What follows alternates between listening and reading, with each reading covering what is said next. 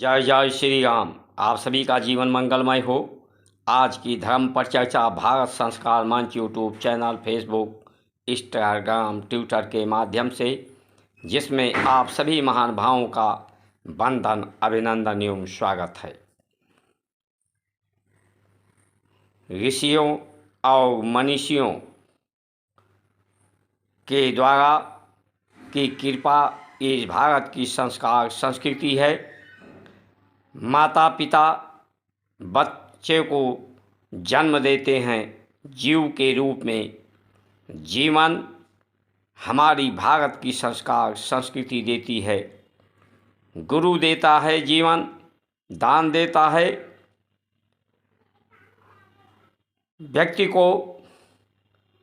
ये संसार, ये शरीर विज्ञान है। शुद्ध विज्ञान भारत की संस्कार संस्कृति, उस विज्ञान का शुद्ध रूप से प्रयोग करना, सदुपयोग करना, पवित्र करना भारत की संस्कार संस्कृति जीना सिखाती है। इसलिए भगवत कृपा प्राप्त करने के लिए जब तक गुरु की कृपा नहीं प्राप्त होती, ऋषियों मनीषियों की कृपा प्राप्त नहीं होती, तब तक परमात्मा की भगवत कृपा प्राप्त नहीं होती। इसलिए संस्कार संस्कृति के उत्थान के लिए इस संचार क्रांति में जन जागृति अभियान से आप सभी महान भाव जुड़ कर के इसका सहयोग करके सहचर, अनुचर, अनुगामी बनकर सब्सक्राइब, लाइक, शेयर, फॉलो करके ऋषियों मनीषियों महापुरुषों की कृपा प्राप्त करिए, जिससे आप सभी को भगवत कृपा प्राप्त हो, आप सभी का जीवन सफल हो, आपके जीवन में हर्ष हो, उल्लास हो, उमंग हो, तरंग हो, जीवन में निश्चय हो, निश्चिंत हो आप लोग, अनिश्चय समाप्त हो, अनियमता समाप्त हो, आपके जीवन में संयमित जीवन हो, नियमित जीवन हो, संयोग हो, आपके जीवन में जीवन उत्कृष्ट बने, संतुष्ट पुष्ट बने। विज्ञान के दृष्टिकोण से भी भारत की संस्कार संस्कृति का परीक्षण किया जाए तो ये सभी को अनुभव होगा कि ये प्रकृति को सुगंधित करने वाला है, सुरक्षित करने वाला है, मनुष्य के जीवन को सुगंधित, तन मन चित्त को सुगंधित करने वाला है, पवित्र करने वाला है, संतुष्ट पुष्ट कराने वाला है। इसका खान पान, आहार, व्यवहार, वेशभूषा, भाषा, सूत्र, सिद्धांत, दृष्टांत सब सत्यम शिवम सुंदरम है। सत्य ही शिव है, शिव ही सुंदर है, सुंदर ही शिव है, शिव ही सत्य है। विज्ञान का शुद्ध प्रयोग, शुद्ध विज्ञान, ये भारत की संस्कार संस्कृति है। विज्ञान का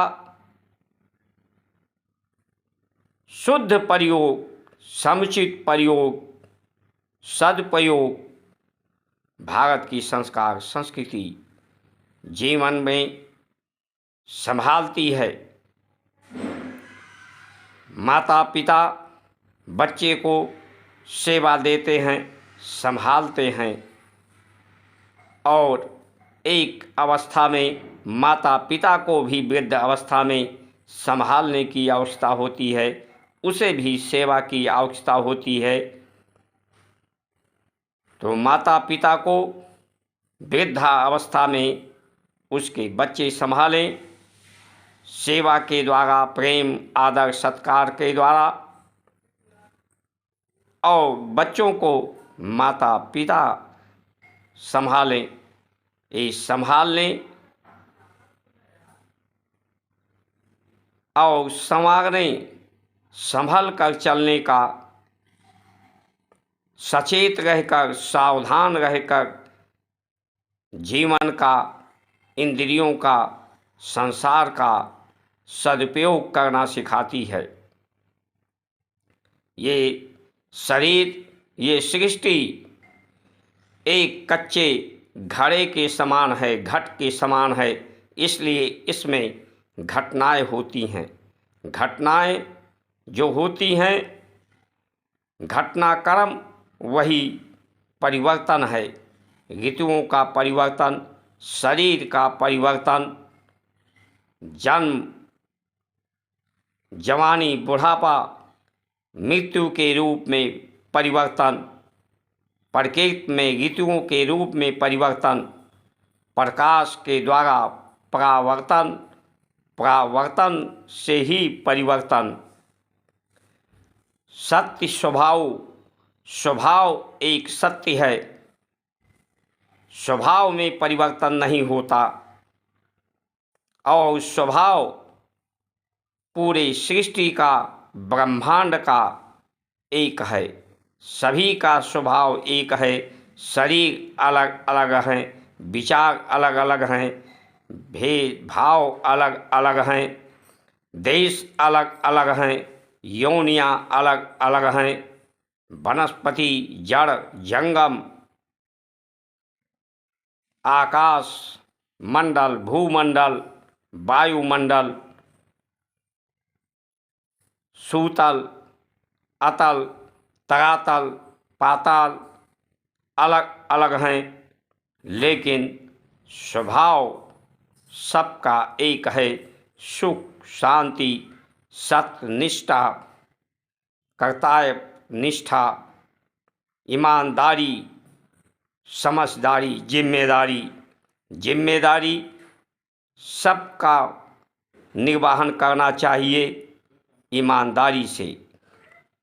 इस संसार में कुछ, जैसा कि आज के समय में तेरा मेरा करके लोग लड़ते हैं, तेरा और मेरा सिर्फ जिम्मेदारी है सबको सुयोग बनाने का, सबको संयमित करने की, सबको श्रेष्ठ बनाने का, सब में श्रेष्ठ अवधारणा उत्पन्न करने का। हम सुधरेंगे, युग सुधरेगा, हम बदलेंगे, युग बदलेगा।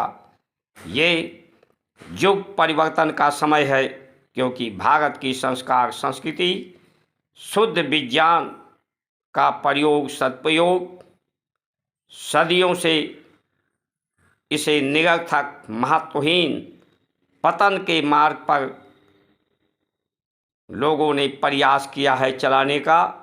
इसलिए ये समय अब किसी के बस में नहीं रहा कुछ अच्छा करने का, कुछ अच्छा होने का। प्रत्येक जब कोई व्यक्ति स्वयं को सुधारने का प्रयास नहीं करता, श्रेष्ठ अवधारणा लोगों की नहीं होती, श्रेष्ठ में नमन, वंदन नहीं, सत्कार, आदर नहीं होता, तो प्रत्येक स्वयं परिवर्तन करती है। प्रत्येक का पर्याय स्वभाव भी है। स्वभाव जो स्व है, स्व तत्व यानी प्रकाश तत्व जो परम तत्व है, उसी परम तत्व के द्वारा सभी तत्व की उत्पत्ति है। वो निर्विवाद रूप से उसकी गति होती है, स्वतः होती है, उसमें कोई विधि व्यवस्था उक्ति की आवश्यकता नहीं होती। लेकिन जब प्रकृति में कार्बन बढ़ जाता है,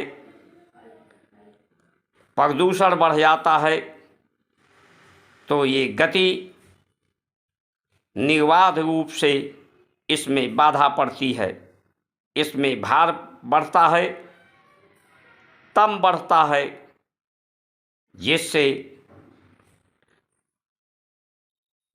आबादी बढ़ती है, प्रकृति पर दबाव बढ़ता है, धरती पर भार बढ़ता है, आबादी के रूप में असंतुलन हो जाती है प्रकृति, और ये सृष्टि भूमंडल उसी को संयमित करने के लिए, नियमित करने के लिए ये परिवर्तन, युग का परिवर्तन होता है, जो दृश्य आप सभी महान भावों के सम्मुख सन्निकट प्रकट होने वाला है।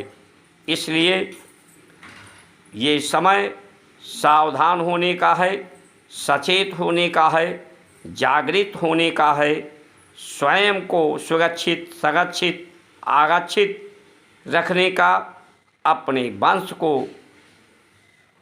सुरक्षित, संरक्षित, आरक्षित रखने का, प्रकृति को सुगंधित रखने का, तन मन चित्त को सुगंधित रखने का।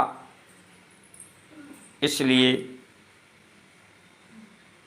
समय से जागृत हों, सचेत हों, सावधान हों। हमारी परंपराएं आपको सावधान करती हैं, सचेत करती हैं, जागृत करती हैं। समुचित प्रयोग, सदुपयोग, शरीर, इंद्रियों, संसार का, संबंधों का, जिम्मेदारियों का ईमानदारी से निर्वहन करने के लिए, इसको जिम्मेदारी से निर्वहन करने के लिए बहादुरी की आवश्यकता होती है।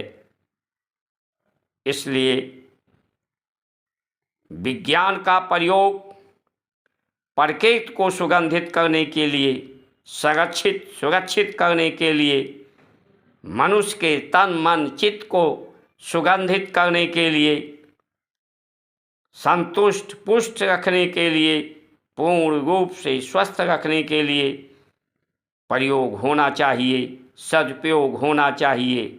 लेकिन आज विज्ञान का अंधाधुंध प्रयोग पूरी सृष्टि को मिटाने की तरफ बढ़ रहा है। ये जो परमाणु बम, युद्ध यंत्रों का निर्माण, जो कार्बन की प्रधानता है युद्ध शैली में, ये जो युद्ध होगा ये विनाश की लीला पैदा करेगा। जो ये अनियमित, असंतुलित मानव का शरीर हो रहा है, 5 तत्व इसमें हैं, 5 तत्व सम रहें,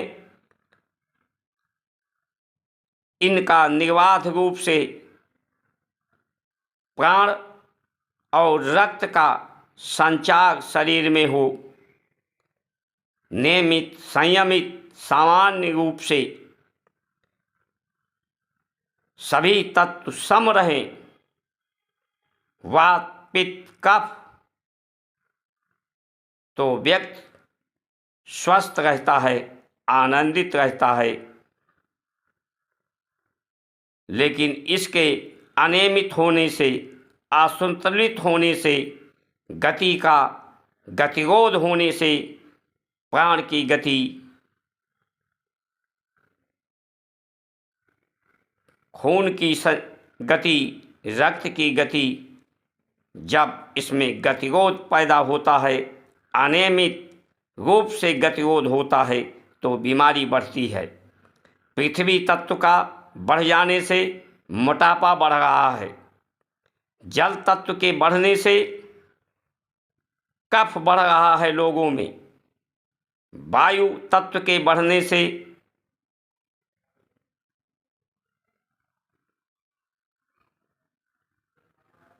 व्यक्ति में वात बढ़ रहा है, गर्मी के बढ़ने से,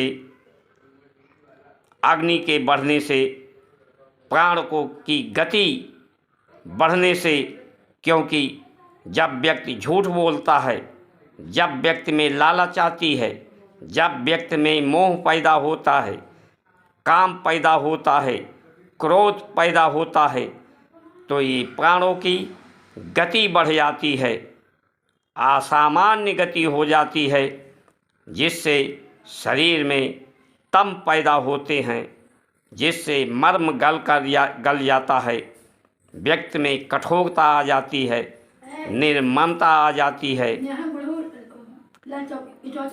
हिंसा बढ़ जाती है। इसलिए आप सभी महानुभाव,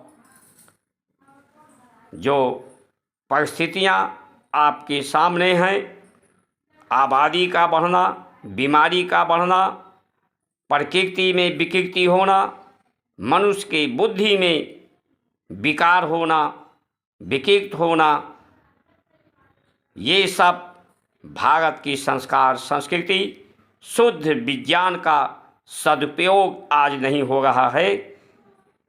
इसलिए ये दुष्परिणाम सभी के सम्मुख है, बेरोजगारी के रूप में, बीमारी के रूप में, भ्रष्टाचार के रूप में, अन्याय के रूप में। ये प्रकृति अब परिवर्तन करने जा रही है। इसलिए समय से सचेत हों, जागृत हों। जो समय से सावधान हो जाएंगे, जागृत हो जाएंगे, सचेत हो जाएंगे, भारत की संस्कार संस्कृति से जुड़ जाएंगे, उन्हीं का वंश बचेगा, उन्हीं का परिवार बचेगा, वही देश बचेगा। इन्हीं वचनों के साथ आप सभी का सुमंगल कामना करते हुए जय श्री राम।